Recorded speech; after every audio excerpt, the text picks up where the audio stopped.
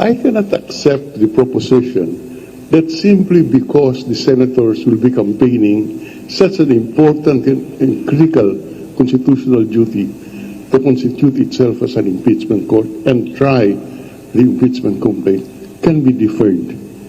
Firstly, the Constitution says shall be tried forthwith, and we give ordinary meaning to ordinary words. Forthwith means immediately, and it is my respectful submission that the campaign period is not a valid reason to postpone. And in fact, there should be no circumstance to justify a deferment because the Constitution mandates the performance of a constitutional duty forthwith. The only reason why we need a special session is the formal referral of the impeachment complaint to the impeachment court.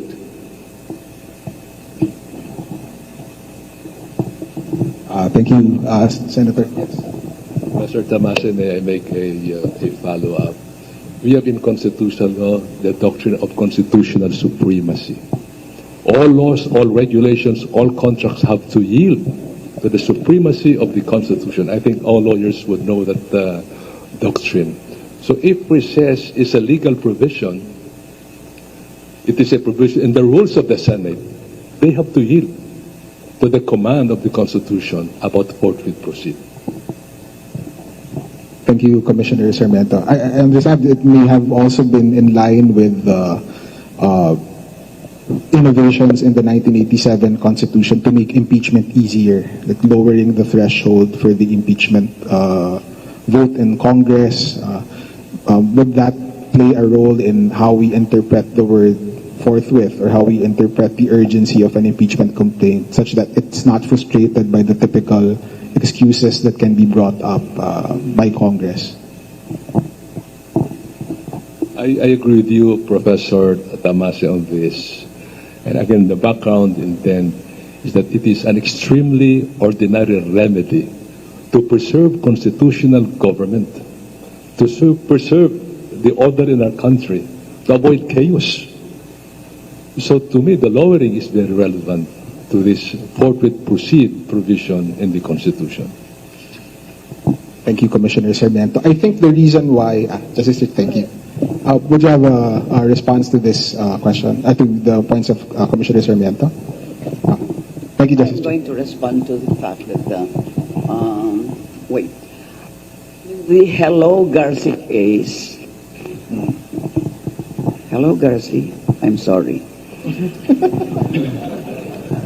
The Supreme Court said that the Senate is a continuing body, it's a continuing institution, but the discharge of its day-to-day normal functions, it is independent of the predecessor. In other words, it's not bound by what the preceding Congress, Senate did.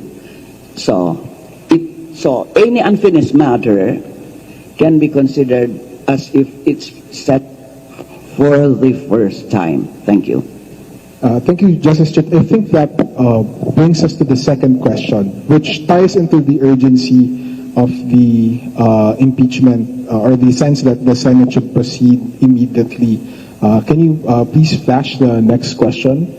So the second question, and I think it ties into this concern that if the Senate does not meet now, when it is on recess, then there might be a frustration of the impeachment trial, because another question that keeps coming up is that may the impeachment trial carry over from the 19th Congress to the 20th Congress, when I think I understand from Garciliano and the older case of Arnott, the Supreme Court said that the Senate is a continuing body, but then we have this more recent case of Balag where the Supreme Court now says that Congress or the Senate's business does not continue beyond a Congress. So your thoughts, Justice Carpio Morales or Senate President Drilon, on this?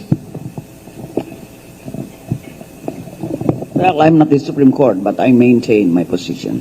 Thank you, Justice. Senate President Drilon. To me, this is an open question. Can the impeachment complaint filed in the previous Congress be continued when the new Congress comes in and the new impeachment court comes in? a lot of questions have heretofore been not answered. Yes, there is a view that the Senate is a continuing body and therefore can continue to hear the impeachment complaint. You know, there are a lot of opposite arguments can be raised, as in this is not in the nature of a investigation by Congress, but you know, it's an investigation of the impeachable offenses allegedly committed by the Vice President. And therefore, the question is, can the question of the mandate of the present Congress when it expires, etc. So this is an issue which I don't pretend to be able to answer right off the bat, and maybe the colleagues of Chit here in the Supreme Court can answer that question better. But it is a question which has not been answered, and that is why I hope that this can be raised so that for us to be enlightened. Commissioner, Just a question occurs in my mind. An impeachment court is not an ordinary government agency. Suppose the politicians which constitute the impeachment court would make a political decision and say, we will not follow what the Supreme Court says. Can somebody tell me if you can declare them in contempt? In other words, what I'm saying is, there are really, this is one question that bothers me. The impeachment court is not an ordinary government agency. It is a court created by virtue of an impeachment complaint filed by Congress. We say that the impeachment court is different from this, it's not the Senate. So can the impeachment court refuse to follow the ruling of the Supreme Court? And if it does, what will happen? Justice Carter Morales. I think whatever the impeachment court does is a political question. The Supreme Court would not take that up. That's my opinion. I think that's supported also by the practice of the last impeachment, where the Supreme Court did order the non-disclosure or prohibited the disclosure of the bank accounts of Chief Justice Coron, and then the Senate voluntarily complied by voted on the decision to just to not open it. So it might be a signal on the part of the Senate to still assert control over the process. Commissioner Sarmiento. May I just go back to the open question that was mentioned by Senator Frank, whether it is a continuing body or not. Well, originally, this idea of impeachment was drawn from the Greek experience, borrowed by the English system and perfected by the U.S., and then borrowed by us from the U.S. Now, meaning the U.S. experience has persuasive impact on rulings of the Supreme Court and our legal and judicial experience. Now, in one case, the case of the impeachment of Judge John Pickering, the impeachment articles were submitted on the last day. 7th Congress. The 8th Congress continued the trial of Judge John Pickering. In other words, learning from that experience, pwede pala na ituloy ng panibagong Kongreso yung naumpisa na under the old Congress. That's a very interesting perspective, Commissioner Sarmiento.